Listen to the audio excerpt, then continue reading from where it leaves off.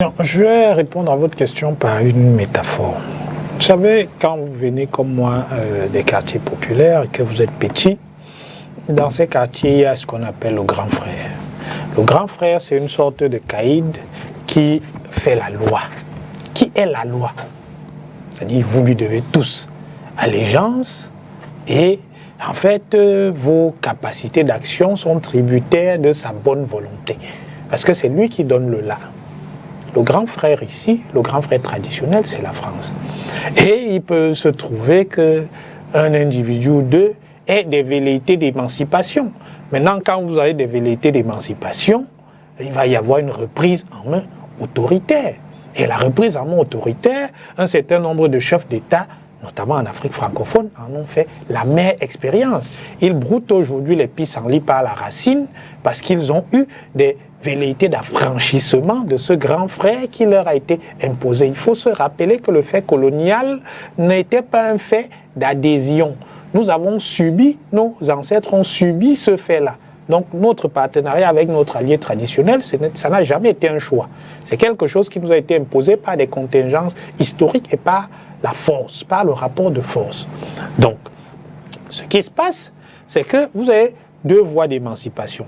La première voie d'émancipation, c'est de trouver un autre grand frère qui va vous servir de parapluie et donc qui va faire contrepoids.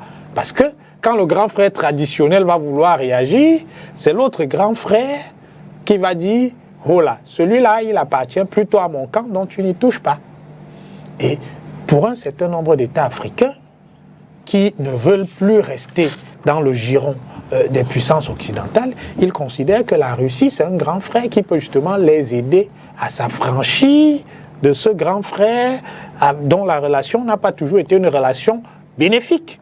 Parce que vous savez, le grand frère, c'est quelqu'un qui vous donne 25 francs et qui vous dit « Allez m'acheter un pain, sardine et un jus ».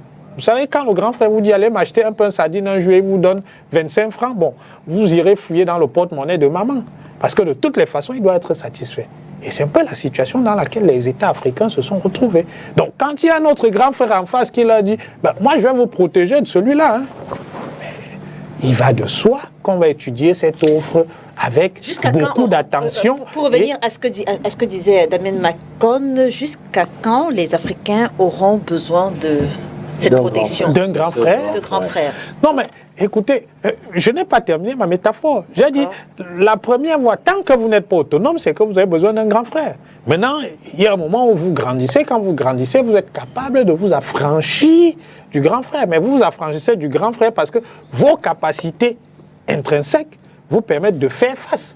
Peut-être pas de remporter la bataille, mais de faire en sorte que les dommages que vous allez lui causer soient suffisants pour le dissuader d'entreprendre des mesures de rétorsion à votre endroit. Et c'est la question que vous me posez. Mais vous savez, moi, j'ai tendance à faire confiance aux Africains. On prétend souvent qu'il manque de stratégie. Non, il n'en manque pas. Beaucoup ont choisi de ne pas finir comme Olympio et ainsi de suite, en se disant, il faut que je survive à ce grand frère jusqu'à un certain point. Mais prenons le cas du Cameroun. Le président Biya avait dit en 1986, le Cameroun n'est la chasse gardée de personne ni d'aucune puissance. Mais qu'est-ce qu'il a fait?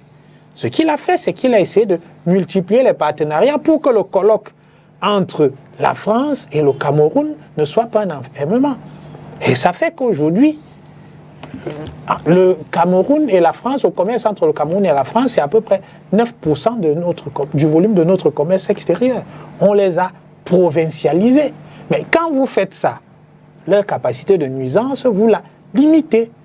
C'est pour ça que nous avons les Indiens qui sont là, nous avons les Chinois qui sont là, et que nous ne nous interdisons pas de parler aux Russes. Parce que la voie, c'est, Damien a parlé de multipolarité, la voie, c'est le multilatéralisme, c'est-à-dire n'avoir aucun maître, mais avoir sa propre trajectoire.